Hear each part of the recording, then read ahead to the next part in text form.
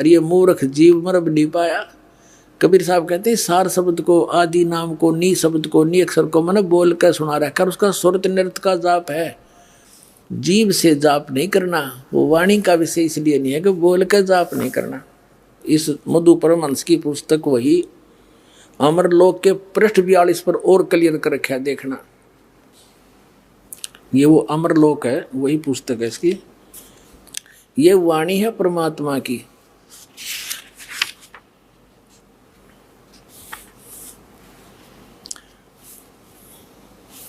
यहां देखिएगा 41 पृष्ठ पे दिखाते हैं पहले आपको, लेकिन ये समझ नहीं सका परमात्मा को, कैसे समझाइए बता।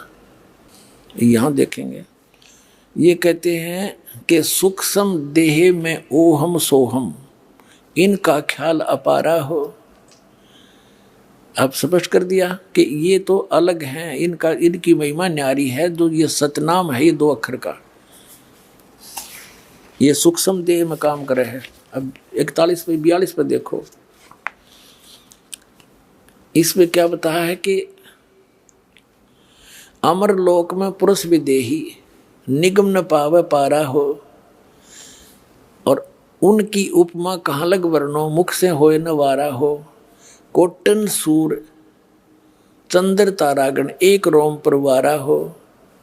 श्वेत सिंहासन और श्वेत छत्र सिर, श्वेत ही हंस प्यारा हो। उस परमात्मा के सिर पर श्वेत छत्र है और सिंहासन पर विराजमान है उनका, और वहाँ के हंस यानी जितने भगत हैं वो मनुष्य सदृश हैं, वो भी श्वेत ही हैं, सफेद। और श्वेत भूमि ता श्वेत वृक्ष है, वह रे मधु परमहंस, वह बिंदु कित गैत्रे भी है। कहते वहाँ श्वेत भूमि है सतलोक की, और वहाँ सफेद वृक्ष भी हैं। और श्वेत ही कला सुहेला हो, और पारस पान लेहु तुम सुकृत, तब देखो दरबारा हो। कह कबीर सुनो धर्मदासा, तुमसे हुई निर्धारा हो। अब इसमें स्पष्ट हो गया कि वहाँ सफेद भूमि है, सतलोक न्यारा है, परमात्मा सिंहासन पर विराजमान। यह परमात्मा की वाणी है, लेकिन ये परमात्मा का चोर ये समझ नहीं पाए अपने आत्माओं। अब देखिएगा, ये भक्ति का चोर नामक एक पुस्तक है इस मधु परमहंस जी की, और उनते चोर बतावे है। अरे आप देखिए क्या, ये कहाँ से छपी है, ये वही है, इनका सारा सांग है। अब जैसे विधे, और ये देखिएगा, ये प्रश्न नंबर 17 पे है। ये जो विधे शब्द को यहाँ भी परमात्मा ने स्पष्ट कर दिया है भक्ति के चोर के उसमें। ये परमात्मा की वाणी है। धर्मनी मोहे न व्यापय माया कैन सुनन की है ये काया, ये शरीर है मेरा, और दे नहीं और दर्शय दे ही, रहो सदा जहाँ पुरुष विदेही। अब है ना, दे नहीं और दर्शय दे ही, यानी यह देही तुम्हारे जैसी नहीं है, मैं साकार हूँ, और रहूं सदा जहाँ पुरुष विदेही। तो इसी प्रकार जो विधेय शब्द के बारे में परमात्मा ने कहा है, वो शब्द अलौकिक है। मेरी देही अलौकिक, सामने दिखा आदमी तो देही क्यों नहीं उसकी, और वहां जाकर देखा सारा कुछ। अब परमात्मा की वो वाणी से अब ये बताता है 8 कमल, श्री मधु परमहंस जी 8वां कमल अंतिम बतावा है। 7 तो शरीर में और 8वां शर्त 100 हाथ ऊपर है। बता है कि तो दिखे, चौड़े में झूठ बोले। और कबीर साहब क्या बताते हैं, पुणात्माओं, ये कोई समय है आप पर मेर दाता की, ऐसा बढ़िया मौसम, ना गर्मी ना सर्दी, और ऊपर दी अमृत वर्षा के सुनने ना मिला था परमात्मा का नाम। तो हमने सतलोक सतपुरुष के देखा न सुना, ये झूठे कपटी मूर्ख बना रहे थे अपने को।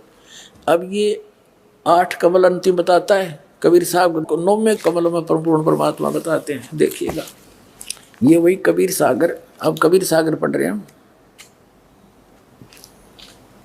अब इसके हम कबीर बानी नामक एक चैप्टर है, कबीर बानी, बोध सागर इसका खंड है। इसमें 111 पृष्ठ पर आपको दिखाते हैं। अब क्या बताते हैं, कह कबीर योग विधि बानी, जाते पुरुष सो होय पहचानी, प्रथम मूल कमल, कमल कहूँ रे भाई चार पंखड़ी तेई बनाई। ये मूल कमल, द्वितीय कमल, ये चार पंखड़ी, फिर षट पंखड़ी दूसरा कमल, ये पहले कमल की चार पंखड़ी, दूसरा कमल ना भीतर हैं, और फिर तीसरे कमल की 8 पंखड़ी लक्ष्मी नारायण मूर्ति ताधर ही, और चौथा कमल ये 5 में सारा करके यहाँ आ गया। 8वां कमल 10 पंखड़ी कहिए, ये 8वां कमल यहाँ समाप्त हो गया। अब यहाँ करा है 9वें कमल की अवगत वाणी, अनंत पंखुड़ी ताकर प्राणी, तामय पूर्ण ब्रह्म अखंडा, निस्वासर धरणी नहीं चंदा, एक नाम सत्य है वाणी, ताही नाम सृष्टि उत्पानी। अब 9वें कमल में पूर्ण परमात्मा है, पूर्ण ब्रह्म, वो परम पुरुष कंप्लीट गॉड, वो उस 9वें कमल में है। 9वें कमल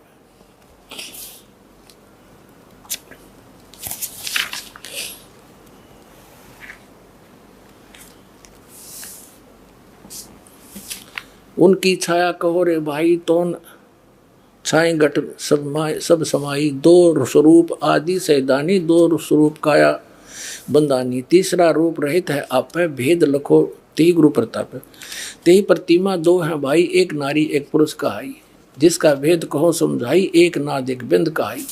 अब ये बहुत लंबी कहानी है, फिर बताएंगे। इसका अर्थ ये है कि वहाँ परमात्मा ने, वहाँ पर जो परमात्मा सतलोक के 3 डिवीजन हैं, बाहर के स्थान, बाहर बाह्य क्षेत्र में तो जैसे दिल्ली अपना एक भारत की राजधानी है, तो बाहरी क्षेत्र तो ग्रामीण क्षेत्र है, बाहरी दिल्ली कहलाते हैं। फिर वो बाजार बजूर आगे बीच में दूसरे नंबर, और तीसरे पर जहाँ अपना प्रधानमंत्री राष्ट्रपति भवन है वो मेन दिल्ली है। ऐसे 3 स्थान हैं। तो वहाँ पर जो बाहरी क्षेत्र है उसमें तो पहाड़, हीरे पन्नाओं के पहाड़, वृक्ष, फलदार वृक्ष, बाग बगीचे, बहुत लंबे विस्तार है। उसके बाद फिर स्त्री पुरुष रूप में सभी हंस रहते हैं नेक्स्ट पोर्शन में, वो बिंद के हैं, बिंद से। और उससे नेक्स्ट जो स्थान है वो केवल नाद से यानी वचन से बनते हैं वहाँ उनकी उत्पत्ति, और वहाँ फिर सतपुरुष परमात्मा का स्थान है। इसका अर्थ ये है। अब फेल हो गया यूँ कि 8वां कमल 8वां कमल, अरे परमात्मा की वाणी में लिखा हो तो 9वें कमल में पूर्ण ब्रह्म भाई। तो परमात्मा क्या कहते हैं कबीर साहब, जग सारा रोग यारे, जिन सतगुरु वेद न जाण्या, जग सारा रोग यारे। भाई सच्चा सतगुरु कोई है न पूजे, इन झूठों जगपतियासी। इन झूठा पर सब आश्रित होए बैठे हैं। अंधे की बाँ गही अंधे ने, अब भगत तो अंधे हैं बेचारे, ज्ञान नहीं इनको, ये इसीलिए तो उंगली पकड़ते हैं संत की कि ये हमें उंगली पकड़ा कर और पार कर दे, सज्ञान दे रहे थे। और वो भी अंधा चतुर, उसने भी कति कुछ नहीं दिखता, जब प्रत्यक्ष वाणी लिख रहा है ये मधु परमहंस जी, और उसका उल्टा अर्थ करके और पेश कर रहा है। इन्हें बैठा दिया, कितने कबीर पंथियों का, भोली आत्माओं का जीवन नाश कर दिया। तो ये हैं वो काल के पक्के दूत, इनसे बचो, और सतलोक चलना है तो बरवाल आश्रम में आ जाओ और प्राप्त करो पूरा मंत्र और पार हो जाओ। बोलो सतगुरुदेव।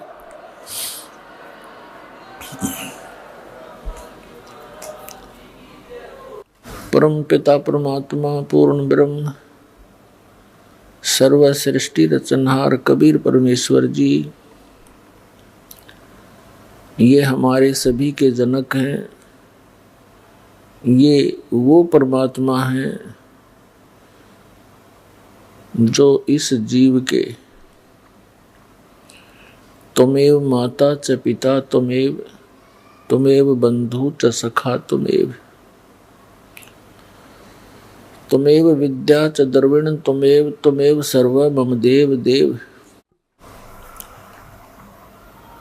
वास्तव में ये हमारे माता व पिता के गुण रखते हैं। हमारे माता व पिता हैं,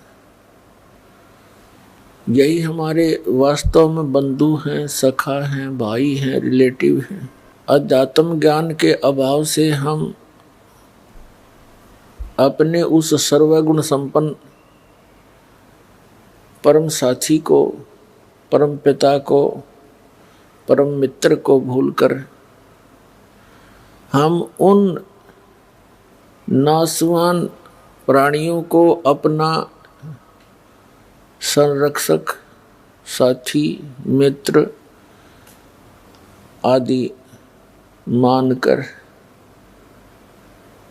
उन्हीं के इर्द गिर्द हम घूमते रहते हैं, जिस कारण से हम परमात्मा से मिलने वाले सुख को, परमात्मा से मिलने वाले सहयोग को नहीं प्राप्त कर सकते, नहीं प्राप्त कर पाते। सत्संग के माध्यम से ये ज्ञान दिया जाता है। समर्थ का शरणागहो रंग होरी हो, कबू न हो एकाज राम रंग होरी हो। समर्थ का शरणागहो, उस समर्थ की शरण प्राप्त करो, उसका आश्रय लो, जिस कारण से आपका कभी भी कोई बुरा नहीं होगा। वो समर्थ कौन है, उसकी शरण कैसे प्राप्त होती है, ये जानकारी सत्संग से हमें मिलती है। इस संसार में यदि कोई दुर्लभ वस्तु है तो सत्संग है। विष्णु पुराण के अंदर लिखा है, देवी पुराण के अंदर भी प्रमाण है कि सबसे उत्तम जो तीर्थ है वो सत्संग है, और इस सत्संग का मिलना अति दुर्लभ है। तो पुण्यात्माएं ये समझेंगे कि सत्संग तो बहुत प्राप्त है, जहाँ देखे वही संत सत्संग कर रहे हैं। आजकल इस टीवी चैनलों के माध्यम से भी बहुत से संत जन अपने विचार व्यक्त करते हुए आपको नजर आते हैं, परंतु वे सत्संग नहीं कर रहे, वो तो कोरी झूठ बोल रहे हैं, बकवाद कर रहे हैं। अपने आत्माओं, जो व्यक्ति प्रथम बार दास के इन सत्य वचनों को सुनता है, ऐसे लगते हैं जैसे कुनीन खा लियो। कुनीन जैसा टेस्ट होता है, और जब इस ज्ञान से आप परिचित हो गए यथार्थता से कि जो दास बोल रहा है ये सारी सत्य है, तो उस समय आपको ये मनुखा दाख की तरह लगेंगे ये वचन दास के। सत्संग के बिना प्राणी कितनी गिरावट में आ चुका है, आज आप देख रहे हो। और आज से 50 वर्ष पहले का माहौल भी हमने देखा है, जब हम कुछ थोड़े बहुत जानने योग्य हुए होंगे, 10-11 वर्ष के थे। उस समय बाजार में जाते थे 90% दुकानदार भगवान से डरने वाले होते थे। आज उसके विपरीत हो चुका है। इस दास ने सन 1977 में सर्विस ज्वाइन की थी as a junior engineer civil irrigation department Haryana में। उस समय पूरे विभाग के अंदर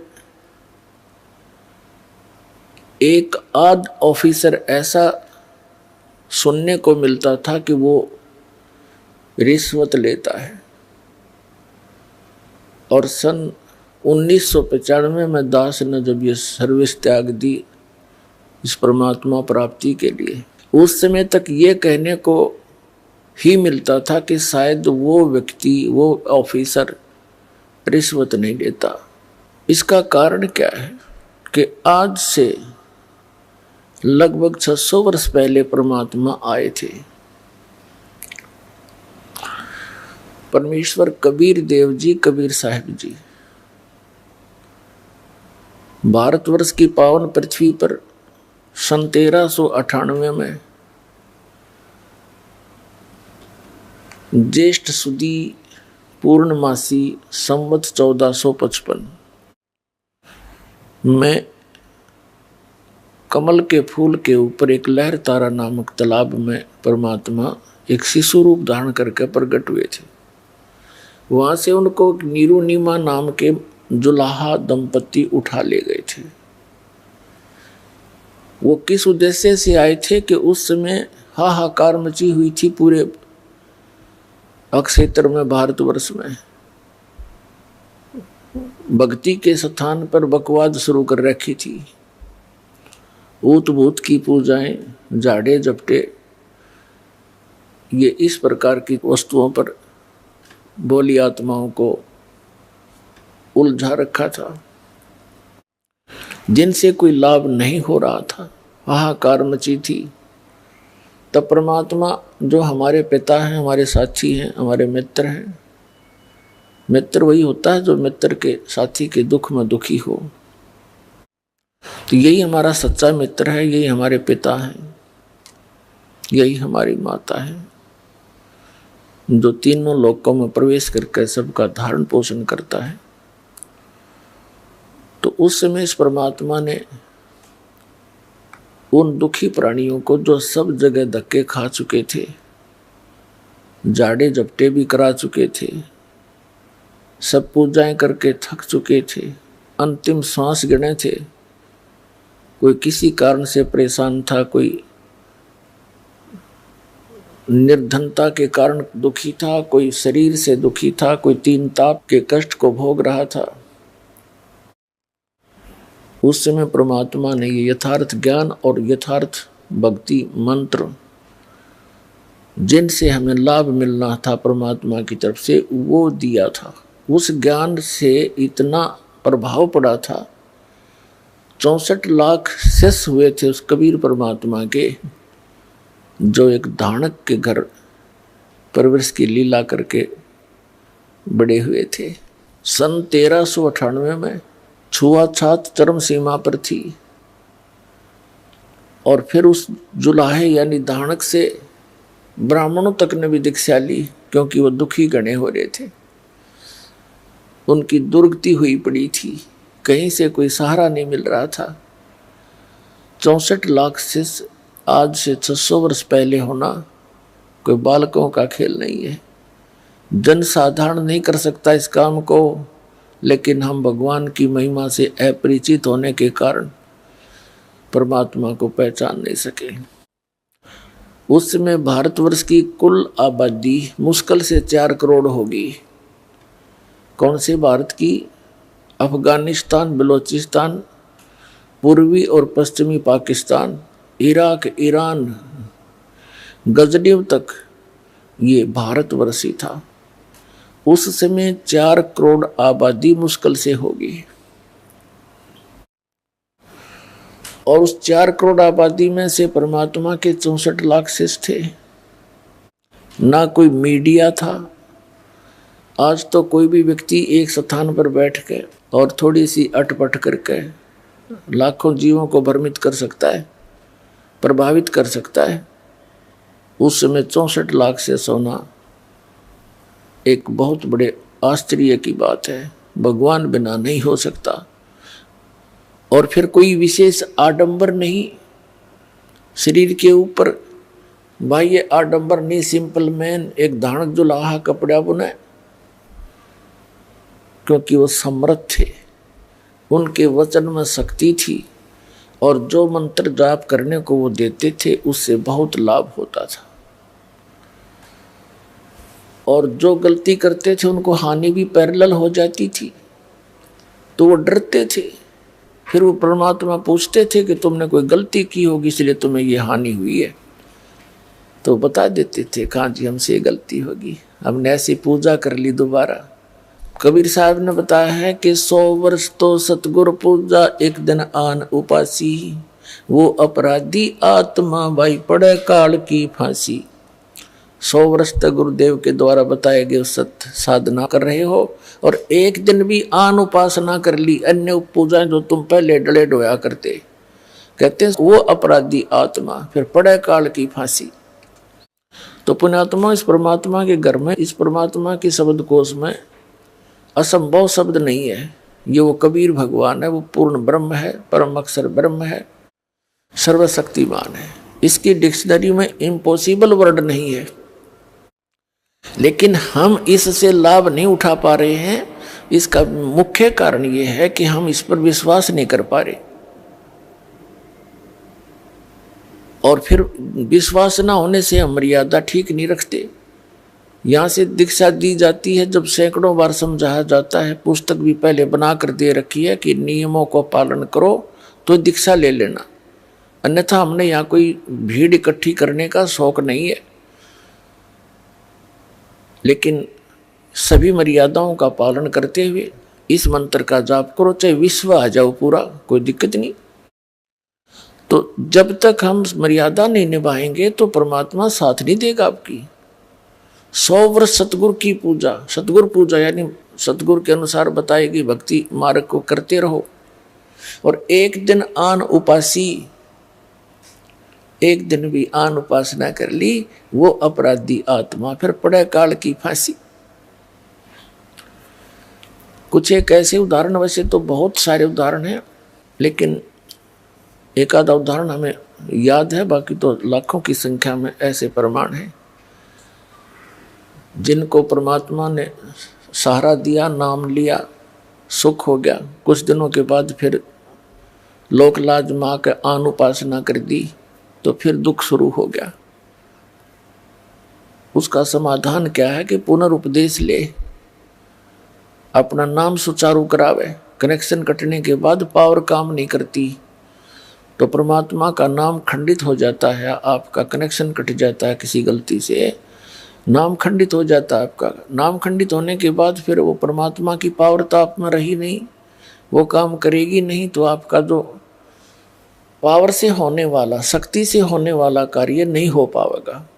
और आपके अपने सतर का काम आप पहले करते करते थक चुके ही थे, तभी तो पावर की आवश्यकता पड़ी आपको। एक जींद के अंदर रमेश नाम का एक लाला जी है, अब भी है वो हमारा सेवक, अब भी आते हैं बच्चे,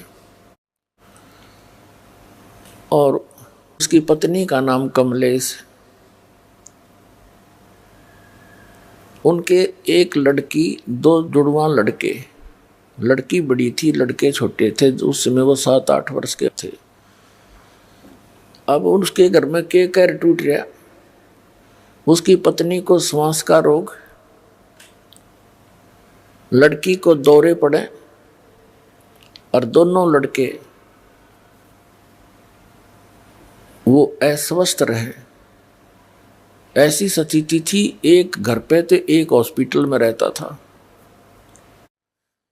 और वो जैसे भी अपनी परंपरागत साधनाएं आप करते हैं वो भी किया करते थे, और सब साधनाएं करके थक चुके थे। एक हमारा सेवक था, उससे उसका कोई संपर्क हुआ, कोई दुकान पर सामान लेने के लिए गया, बात चली तो उसने बताया कि हमारे घर पे बहुत कष्ट है। हमारे सेवक ने बताया कि आप हमारे गुरुदेव से उपदेश ले लो, आपको राहत मिलेगी। तो उस रमेश लाला जी सेठ ने कहा कि भाई मैं तो थक चुका हूँ, मुझे तो आशा रही नहीं। तो भगत ने उसको बहुत से प्रमाण बताए कि उसको ऐसे लाभ हुआ, उसको ऐसे लाभ हुआ, ऐसा ठीक हुए। उसका दिल सा डटा, उन्होंने दीक्षा ले ली। दीक्षा ले ली पूरे परिवार ने, बच्चा ने भी ले ली, उसकी पत्नी ने भी, उसने भी ठीक हो गया, मालिक की दया होगी। 3 महीने तक उनको कोई किसी प्रकार का कोई संकट नहीं रहा। 3 महीने के बाद फिर ये गुग्गा की पूजा का दिन आ गया। नाम लेने से पहले सब मर्यादाएं बता दी जाती हैं कि ऐसे ऐसे मत करना। एक उसकी कोई सहेली थी, वो उसके घर पे आ गई उस दिन, और वो किसी दूसरे पंथ से दीक्षित थी, इन राधा स्वामी पंथ से। उसने आके कहा कि कमलेश, आज तो या नवमी है गुग्गा वाली, तेने गुग्गा जी की पूजा नहीं करी आज। पहले वो सामूहिक करा करते थे। वो कहने लगी, ना हम ही पूजा नहीं कर सकते क्योंकि हमने गुरु बना लिया। तो उसकी सहेली कहने लगी कि हमने भी बना रखा गुरु तय, पर ये पूजा नहीं छोड़नी चाहिए, इससे हानि बहुत हो जाती है। उसने 2-3 उदाहरण दे दिए। उस हमारे एक रिश्तेदार ने ये पूजा छोड़ दी थी, उसकी भैंस मर गई, उसने ऐसे कर दिया था, उसको ये नुकसान हो गया है, वैसी डरा दी। अब उस कमलेश ने वो गुग्गा फिर पूज दी। अब उसने सोचा कि सचमुच गड़बड़ हो जा, उसने गुग्गा की पूजा कर दी। गुग्गा की पूजा कर दी तो अगले दिन लड़की को दौरे शुरू हो गए। उसके दमा वाली शिकायत थी वजहों की, तो लड़के दोनों हॉस्पिटल में। अब वो लाला जी को पता चला, वो समस्या फिर ज्यों की तो हुई। तो उसने जिसने नाम दिलवाया था उससे कहा कि भाई ऐसे ऐसे हमारे तो फिर वही बात होगी। उस भक्त ने फिर हमसे संपर्क किया इस दास से। मैंने कहा भाई उन्हें कोई नाम खंड किया होगा। उस भक्त ने उस लाला जी से कहा, दुकान पर संपर्क किया कि भाई तुमने कोई नियम खंड किया है। वो कहने लगा, ना ऐसा हमने तो कुछ कराया नहीं, ना हम कोई पूजा करते ना कुछ और करते, सब त्याग दी। अब उसको पता नहीं बेचारे को। वो भक्त कहने लगा, नहीं जो गुरुजी ने कहा वो सच्ची पाओगी। वैसे हो ही नहीं सकती ऐसी। पहले 3 महीने पहले भी तब भगवान वो ही था, तब कहाँ गई थी सारी बीमारी तुम्हारी ठीक हो गई थी। वो दोनों जने घर पर आ गए दिन में। अगले ही दिन, पहले दिन गुग्गा पूज रखी थी। उसने उनसे पूछा, बहन कमलेश था कि सच्ची बता तूने कोई गलती तो नहीं कर दी, कोई ऐसी पूजा पाठ तो नहीं कर दिया या कोई और नियम भंग कराया हो जो बता रखा था। नो बोली, ना भाई मैंने कुछ ना करा। ना न्यू क्यों कर करा थे, हम सारे नियम जान रहे हैं, हमारा तो बहुत सुख हो गया था। वो बोला, ना मेरा तो ना जो चाहिए बात। वो कह रहा था, मैं घूमता घूमता उनके पिछली साइड में चला गया। उन्हीं के आंगन में पीछे एक बरंडा था, आगे भी बरंडा था। पिछली साइड में बरंडे के में एक प्लेट सी रखी एक स्टूल पे, और उसमें जंतर मंत्र से करे हुए धूप धाप सी रखी। तो मैंने उससे पूछा कि ये क्या कर रखा है तुमने। वो कह रहा था कि मैंने उनसे पूछा ये क्या कर रखा है। वह बोली, भैया तो उसने कहा तने ये गुग्गा पूजी होगी, कल तो थी वह 8 में। तो वह घबरा सी गई। बोला, सच्ची बता दे, झूठ बोलने बात नहीं बड़ा ना। तो ये फिर हो गया दुख तुम्हारे सारे परिवार में, क्या हाल कर लिया तुमने। तो वो कहने लगी, भाई मैंने गुग्गा की पूजा कर दी काले, और ऐसे ऐसे एक मेरी सहेली पुरानी थी, उसने आकर बताया काम भी तो कर रहे हैं और पूजा नहीं छोड़ा करते। तो भगत कहने लगा, ये मुश्किल ते गुग्गा काटी थी गुरुजी ने, यहाँ तने गुग्गा फिर बुला ली, अब पूज ले इस गुग्गा ने, तुम मरे बाढ़ में जा। फिर रमेश भगत कहने लगा, अब क्या होगा। फिर मैंने उनसे कहा था कोई नियम खंड कर रखा है, उपदेश दोबारा ले। दोबारा उपदेश लिया उन्होंने। आज उन बातों ने 15 साल हो गए, उनका काटा भी नहीं लग गया। पुण्यात्माओं, विश्वास करो इस परम पिता के ऊपर। अब भी आते हैं, वो आए भी होंगे आज। कहने का भाव ये है कि कबीर परमात्मा कहते हैं, जब लग हंसा हमारी आना, और काल लगे नहीं तेरा बाणा। जब तक ये पुण्यात्मा मेरी मर्यादा में रहेगा, काल तेरा अटैक नहीं हो सकता उस घर पे। हम जानबूझ के लोक लाज में आके या अपनी अज्ञानता से घबरा के भगवान से दूर हो जाते हैं, फिर तो काल तैयार बैठा है। ये तो कष्ट ही दे सकता, सुख तो दे ही नहीं सकता। अब किक्कर के पेड़ पे, बबुल के पेड़ पे कोई आम खोजने लगे तो कितना मूर्ख होगा वो। आम तो आम पर ही मिलेंगे, आम के पेड़ पर ही मिलेगा आम का फल। तो कबीर परमात्मा आम का पेड़ है, ये काल भगवान बबूल का पेड़ है, इसमें कांटों के अतिरिक्त कुछ नहीं मिला आपने। तो कहने का भाव ये पुण्यात्माओं, 100 वर्ष सतगुरु की पूजा, एक दिन आन उपासी, और वो अपराधी आत्मा फिर पड़े काल की फांसी। तो ये दृढ़ता के साथ इस नियमों का पालन करते हुए इस परमात्मा की शरण में रहो। समर्थ का शरणा गहो रंग होरी हो, कदे न हो ए काज राम रंग होरी हो। एक किसान भगत था, वो बता रहा था जी, एक दिन मैं अपनी बहन के चला गया, उसके जमीन अधिक थी, वर्षा होगी, हमारे यहाँ वर्षा हुई नहीं। तो उसका संदेशा आ गया कि भाई जमीन जो है काफी, अब वर्षा के कारण सारी ही जमीन की गुड़ाई करनी पड़ेगी हल से। मैं दोनों बैल अपने लेकर, हल लेकर के वहाँ बहन के वहाँ चला गया। मेरा बहनोई था, वो दूसरे खेत में काम कर रहा था, उसके अपने बैलों से मेरे को दूसरे खेत में जाना था, मैं वहाँ चला गया। वहाँ दोपहर के समय एक छोटा सा तालाब होता, जोड़ी बोल रहे खेतों में होती है छोटा सा तालाब, उसके आसपास झाड़ जंखाड़ से होते हैं, वृक्ष होते हैं। वहाँ बैल बांध के विश्राम कर रहा था दोपहर में। तो मैं थोड़ा सा देखा, अंदर ने एक मंडी सी बनी हुई थी, ऐसे छोटी सी मंडी, किसी पीर की थी, वह मर गया हुआ कोई। ये क्या होता है, ये भक्त जो होते हैं, गुरु होते हैं, ये पिछले पुनकर्मी प्राणी होते हैं। पिछली बैटरी चार्ज होती है इनकी, और आगे सत भक्ति ना मिलने से आगे चार्जर होता नहीं, तो ये मर जाते। मृत्यु के बाद भी इनमें कुछ भक्ति की शक्ति शेष रह जाती है, और वो प्रेत बनकर भटकते रहते हैं। फिर वो मंडी बनवाते हैं, उसमें विश्राम करते हैं इतने कुछ 4 ईंटों के अंदर। तो उस पीर की कोई जैसे बोल देते हैं, एक 5 किलो गुड़ चढ़ा रखा था, जिसने बेली कहते हैं यहाँ पर, बेली। वो 5 सेर गुड़ का वो दान करते हैं। तो मैंने देखा गुड़ बड़ा सुंदर बढ़िया, मैंने वो उठा के कुछ तो आप खाया और कुछ बैलों को खिला दिया। खेतों में चारा चराते, इसमें फोड़ फोड़ के उनका गिर दिया। तो शाम ने मैं घर आ गया।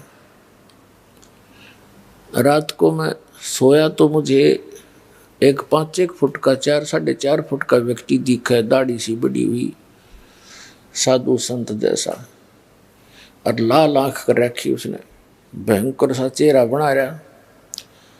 और बोला, मेरा गुड़ तूने खा लिया? तो सपना ही होता है। मैं कहने लगा, बाबा जी तेरा गुड़ ना था, मैं तो मंडी पर ले आया था ठाके। बोला, वो मंडी मेरी ही है, मैं पीर हूँ, फलाना हूँ। और नो बोला, तू तगड़े की शरण में है, ना तन्ना मारूं और तेरे बैलान मारता।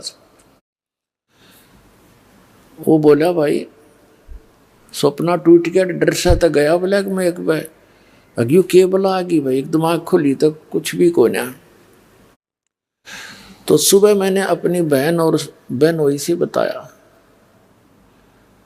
तो वो दोनों शक पके ही रह गए कि तू जीवे कैसे है। वहां तो एक इतनी जबरदस्त बला रहती है, उसका किसी ने भी कोई वस्तु ऐसे कर दी गड़बड़, वो जीवित नहीं छोड़ा करता, तू बच कैसे गया।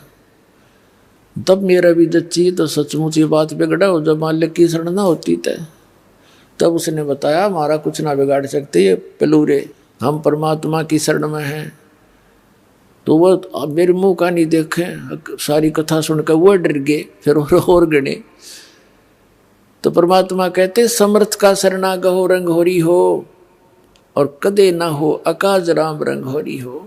कबीर परमेश्वर के पास ये सभी देवी देवता, ये पीर वगैरह जाकर ये भूत खड़े हो गए और कहने लगे भगवान जो आपको पूजते हैं वो हमारी पूजा नहीं करते, अब हमने ठोर बताओ हम कहाँ जाएं।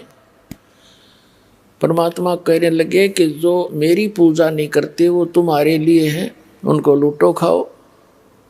देवी देव ठाडे भये हमको ठोर बताओ, जो हमको पूजे नहीं उनको लूटो खाओ।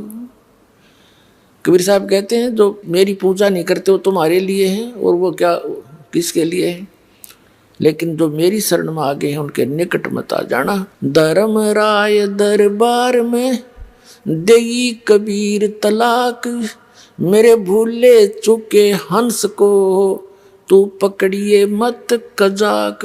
होय होय पुण्यात्मा, होय होय कितनी भूल लगी थी हमारे को। हम लाल को छोड़कर कौड़ियों को इकट्ठा करके धनी बनना चाहते थे। इतने समर्थ परमात्मा कबीर साहब वो जुलाहा दानक जो काशी में आए थे, जिनको एक कवि कहकर हमने उनके इतिहास को बंद कर रखा था। अपनात्मा ऋग्वेद मंडल नंबर 9 सूक्त नंबर 86 के मंत्र 26 और 27 में, ऋग्वेद मंडल नंबर 9 सूक्त 82 के मंत्र 1, 2, 3 में, ऋग्वेद मंडल नंबर 9 सूक्त 94 के मंत्र 1 में, ऋग्वेद मंडल नंबर 9 सूक्त 95 के मंत्र 2 में, ऋग्वेद मंडल नंबर 9 सूक्त 96 के मंत्र 16 से लेकर 20 तक, और ऋग्वेद मंडल नंबर 9 सूक्त 20 के मंत्र 1 में, ऋग्वेद मंडल नंबर 9 और सूक्त 1 मंत्र 8, 9 में, और भी अनेकों स्थानों पर कबीर परमात्मा की और परमात्मा की यथार्थता भरी पड़ी है। उसमें लिखा कि वो परमात्मा ऊपर रहता तीसरे मुक्ति धाम में, और वहां से गति करके चल के आता है, बिजली जैसी गति से, बहुत तीव्रता से, सेकंड के अंदर, और अच्छी आत्माओं को मिलता है और उनको यथार्थ ज्ञान से परिचित कराता है। उनमें से जिन अच्छी आत्माओं को कलयुग में परमात्मा मिले, जो दास के नोटिस में है, कौन कौन है? आदरणीय धर्मदास साहिब जी, जिनको परमात्मा स्वयं आकर के एक जिंदा महात्मा के रूप में, वो परम पुरुष खुद आए और सतलोक लेकर गए। 3 दिन और 3 रात तक धर्मदास जी भी अचेत पड़े रहे। घर वाले ने सब जंतर मंत्र करा लिए, सब औषधि करवा ली, कोई फर्क नहीं हुआ। तीसरे दिन सब ब्रह्मांड दिखाकर अपने सतीथि से परिचित कराकर वापस छोड़ दिया। फिर उस पुण्य आत्मा ने उस कबीर परमेश्वर की आंखों देखी महिमा कबीर सागर के अंदर कलम तोड़ लिख रखी है। आदरणीय मुल्कदास साहिब जी को मिले, आदरणीय नानक साहिब जी को बेई नदी पर, वर्तमान में पश्चिमी पाकिस्तान के अंदर बेई नदी है, सुल्तानपुर शहर के साथ से बह रही है। सुल्तानपुर शहर में नानक साहिब जी सुल्तानपुर के नवाब के यहाँ मोदी खाने में नौकरी किया करते थे। प्रतिदिन उस बेई नदी पर स्नान करने जाते थे। वहाँ परमात्मा 2 बार मिले उनको। दूसरी बार उनको जब मिले तो नदी में डुबकी लगवाई, उनको अंतर ध्यान करवाया, सचखंड लेकर गए। वहाँ के व्यक्तियों ने नानक जी को दरिया में डूबा जान लिया। वहाँ खोज शुरू होगी डाउन स्ट्रीम में। परमात्मा ले गए अप स्ट्रीम में, वह उनके शरीर को सुरक्षित रख दिया, सचखंड के अंदर लेके गए उस आत्मा को, और तीसरे दिन वापस छोड़ा। तीसरे दिन नानक साहब जी फिर वहीं दिखाई दिए, शरीर में आगे वापस। उसके बाद नौकरी त्याग और बनारस में पहुंचे उस माल्य के दर्शनार्थ। वहाँ से सतनाम प्राप्त किया, वाहे गुरु सतनो वाहे गुरु वाह गुरु वाह गुरु। बड़ी वाह करीब देख कर सतलोक की नज़ारे को, और वही परमात्मा बनारस में जुलाहे रूप में देखा। फाई सूरत मलुक की वेश ए ठगवाड़ा ठगी, देश खरा सियाणा बहुता बार, ये धानक रूप रहा करता। गुरु ग्रंथ साहिब के अंदर प्रश्न नंबर 24 पर यह वाणी लिखी है नानक साहिब की, नीच दास परदेसी मेरा छिनावे छिन जावे, ताकि संगत नानक रहंदा कैसे मोड़ा पावे। उसके बाद आदरणीय दादू साहिब जी को परमात्मा मिले। 7-8 वर्ष के थे दादू साहिब जी, बालक थे। उनके आत्मा को सचखंड लेकर गए। 3 दिन 3 रात तक अचेत पड़े रहे दादू जी का शरीर, सारे हाहाकार माच गई। और तीसरे दिन जब वो जीवित हुए तो वो वाणी बोले जो आंखों देखी थी सचखंड की, जिन मुझको निज नाम दिया सोए सतगुर हमार, दादू दूसरा कोई नहीं कबीर सिरजनहार। उसके बाद आदरणीय गरीबदास साहिब जी गांव छुड़ानी जिला झज्जर वाले को मिले, हरियाणा वाले को। 10 वर्ष के बालक थे। सन 1727 में परमात्मा सचखंड से आए। जैसा वो लीला करते हैं, वेद बताते हैं। कबीर साहब कहते हैं वेद मेरा भेद है, मैं ना मिलो वेदन के माही, और जौन वेद से मैं मिलूँ ये वेद जानते नहीं। चारों वेद मेरी महिमा से परिपूर्ण है, लेकिन इन चारों वेदों में इस काल भगवान ने मुझे पाने का वो मंत्र खत्म कर दिए। अब उसी ज्ञान को दोबारा देने के लिए स्वयं परमात्मा आते हैं। अब आदरणीय गरीबदास साहिब जी को सचखंड लेकर गए, उनका शरीर नीचे रह गया। 2-3 घंटे के बाद अन्य खेतों की बात है, जो पशु चरा रहे थे, गौवे चरा रहे थे अपने खेतों में, तो उनको मृत जानकर शाम के समय यानी इस दौरान 8-10 घंटे लग गए। चिता पर रख दिया था तो परमात्मा ने ऊपर सौरी सचखंड वगैरह दिखा कर वापस छोड़ा था। उसके बाद आदरणीय गरीबदास साहिब को परमात्मा ने एक विशेष ज्ञान दिया, कंप्लीट। वो जैसा उनका निर्धारित कार्य था वो किया।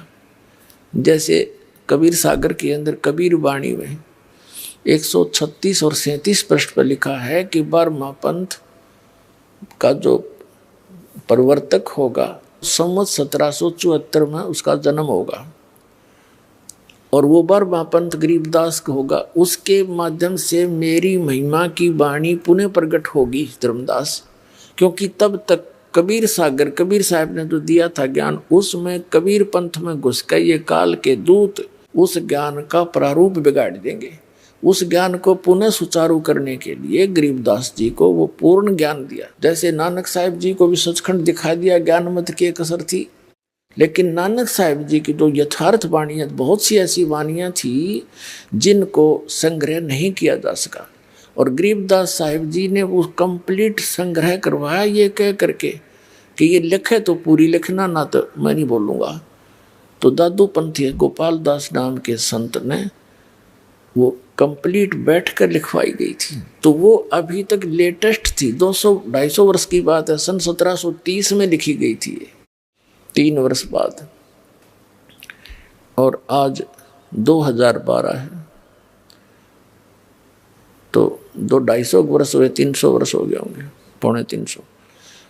और इस वाणी का ऐसा कहीं प्रचार नहीं था, इसलिए ये ग्रंथ सुरक्षित रह गया। और इसमें एक विशेषता थी, क्योंकि गरीबदास पंथ से दास का निकास है, उसमें ये कहा करते थे कि इस वाणी को यदि कोई फेरबदल कर देगा उसकी दुर्गति हो जाएगी।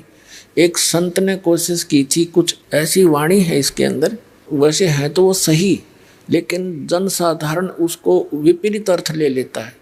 तो उस संत ने कोशिश करी कि इससे ये निकाल दूं, तो उसको अधरंग मार गया, और उसने अपनी अक्षमा याचना की, वो वाणी दोबारा लिखी एज इट इज, तब वो राहत मिली उसको 90%। कुछ फिर भी उसको सजा मिली। तो उसके बाद पूरे गरीबदास के पंथ में जितने भी महंत संत हैं सब इस चीज़ से डरते हैं कि मात्रा भी गलत ना कर दियो इसी वाणी का। ये इसलिए किस लिए किया था कि ये तो काम बिगाड़ देंगे अपने अपने मत से ना समझ कर, अपनी बुद्धि अनुसार ये सदग्रंथों का अनरस कर डालते हैं। तो वो वाणी आज हमारे पास है एज इट इज, और वो गरीबदास पंथ वाले नहीं समझ सके इस परमात्मा के गुण रहस्य को, और इस दास पर दया करी इस परमात्मा ने अपने सदग्रंथों का कंप्लीट ज्ञान दे दिया।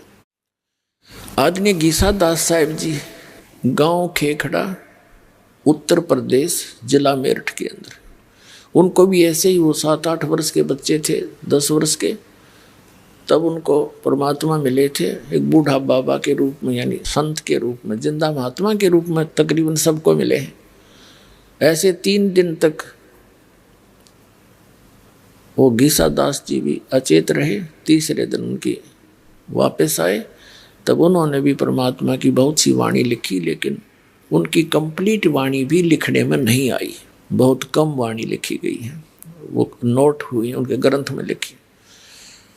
अपने आत्मा जो प्रसंग चला था, आदरणीय गरीबदास साहिब जी ने आंखों देखा उस परमात्मा की महिमा का। क्या वर्णन किया है? अजब नगर में ले गए हमको सतगुरु आने, जल के बिंब अगाध गति सूते चादर ताने। अजब नगर में एक निराले देश में ले गए सतगुरु आने माने आकर, और उसको देखकर हम अपने यथार्थ मंत्र को प्राप्त करके भगवान की शरण ग्रहण करके हम सूते चादर ताने। हम तो चादर तान के सोना, मतलब निश्चिंत हो गए कि हमारा तो मोक्ष निश्चित है, भगवान मिले, पूरा ज्ञान मिला, आंखों देखा उस मालिक की समर्थता को, और इसी मंत्र से मोक्ष होगा।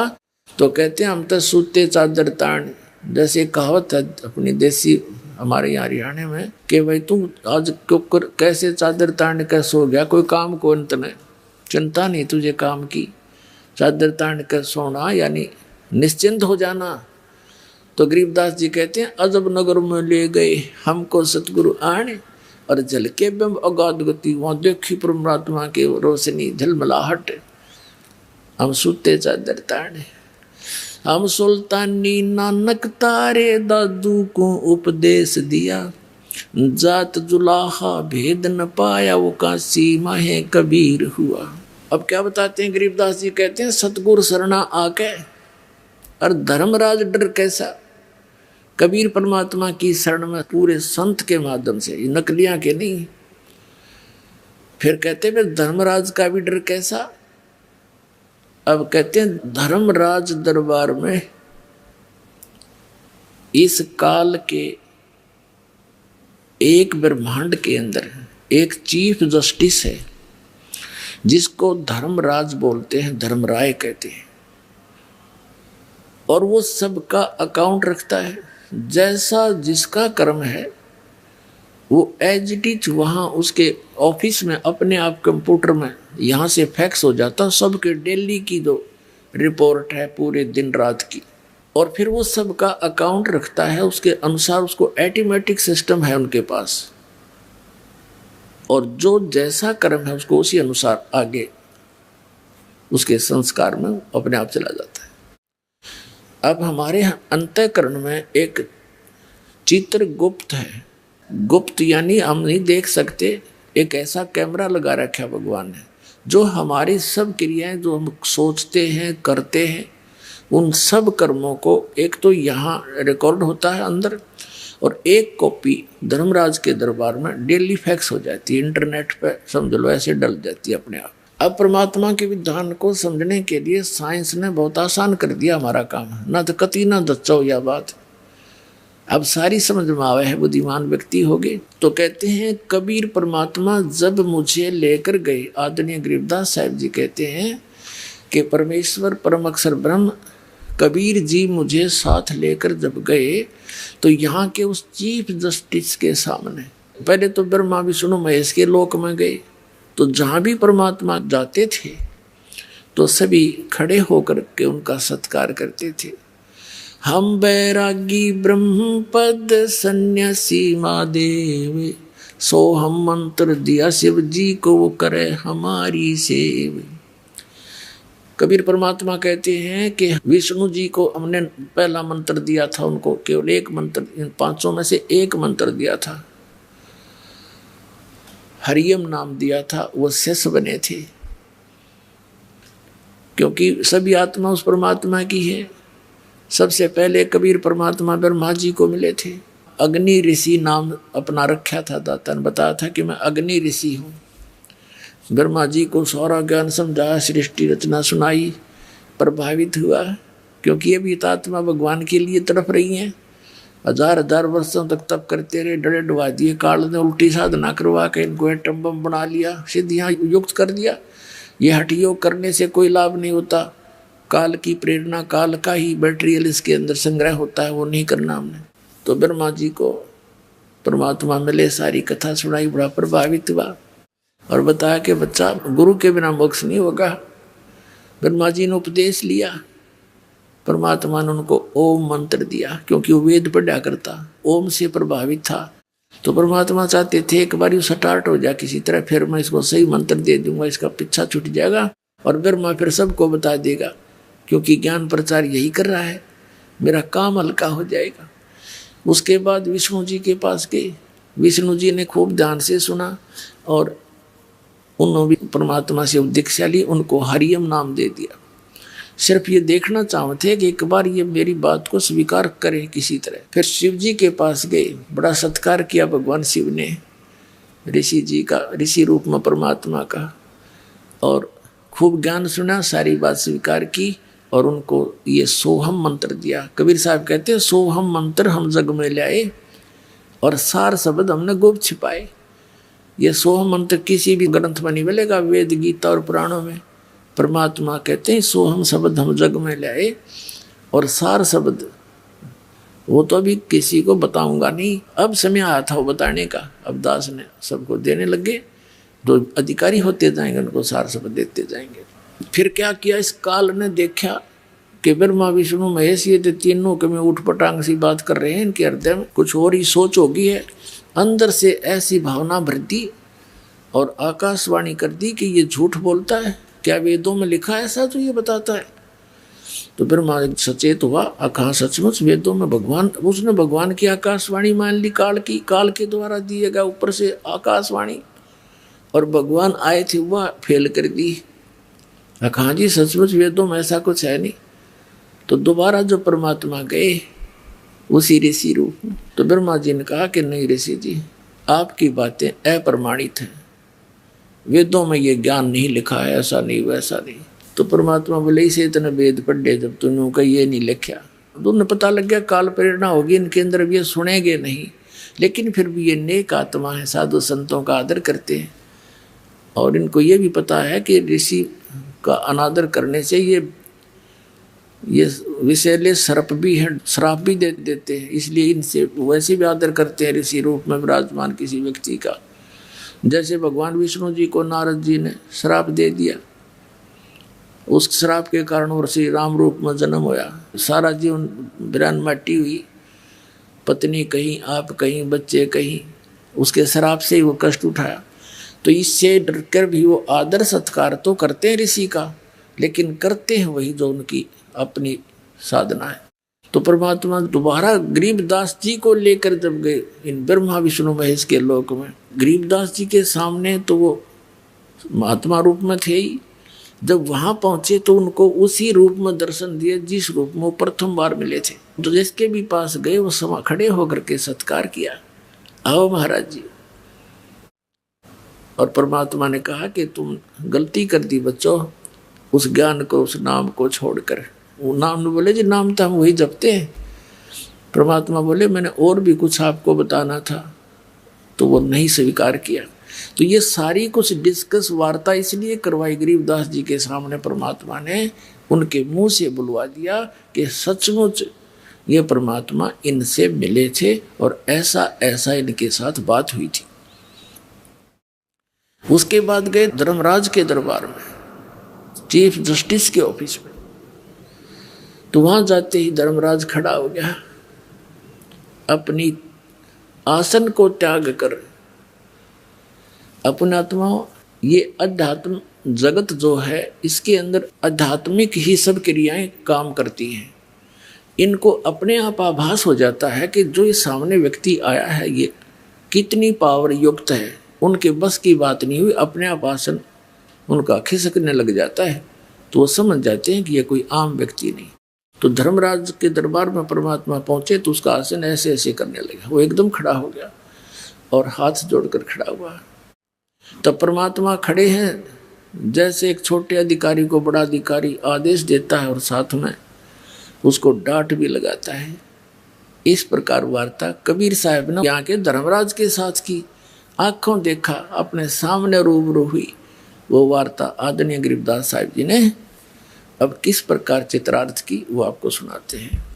आदरणीय गरीबदास साहिब जी क्या बताते हैं, पंजा दस्त कबीर का सिर पर रखो हंस, यम किंकर चंपै नहीं उधर